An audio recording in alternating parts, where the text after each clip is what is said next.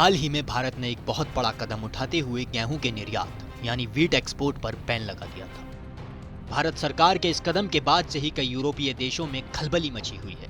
लेकिन गेहूं के एक्सपोर्ट पर रोक लगाने के बाद भारत ने मिस्र को 61,500 टन गेहूं भेजा है, जबकि दर्जनों देश भारत के सामने गेहूं के लिए गुहार लगा रहे हैं। मिस्र को कुल जितना गेहूं भेजा जाना था उसमें से 17,160 टन गेहूं को कस्टम ने बैन के बाद मंजूरी दे दी थी। हालांकि बाकी सभी जरूरी फॉर्मेलिटीज बैन लगने से पहले ही पूरी हो गई थी। इस खेप को मिस्र ले जाने वाली कंपनी मेरा इंटरनेशनल प्राइवेट लिमिटेड को एक्सपोर्ट बैन के बाद कस्टम की मंजूरी मिली थी। हालांकि गेहूं पहले ही लोड हो चुका था और 17 मई को यह गुजरात के कांडला पोर्ट से चल चुका था। जैसा कि हमने पहले भी बताया था कि भारत दुनिया का दूसरा सबसे बड़ा गेहूं पैदा करने वाला देश है और 13 मई को भारत ने गेहूं के निर्यात पर बैन भी लगा दिया था।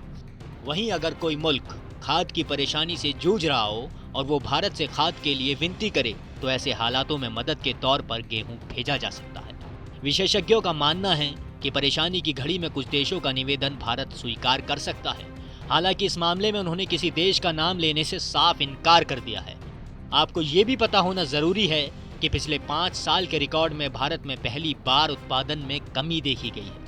गेहूं के एक्सपोर्ट पर रोक लगाए जाने से पहले ही भारत ने 45 करोड़ टन गेहूं के निर्यात का कॉन्ट्रैक्ट ले लिया था। रूस और यूक्रेन के हमले की वजह से दुनिया भर में लोग गेहूं की किल्लत से जूझ रहे हैं। अप्रैल 2022 में भारत के व्यापारियों ने 14 करोड़ मैट्रिक टन गेहूं बाहर भेजा था और इसके चलते पूरी दुनिया के व्यापारियों की बढ़ती मांग का फायदा उठाया था। हालांकि भारत ने पिछले फाइनेंशियल ईयर में 78.5 टन गेहूं का निर्यात किया था। अब भारत के इस कदम के बाद क्या सवाल उठते हैं ये देखना बहुत दिलचस्प होगा।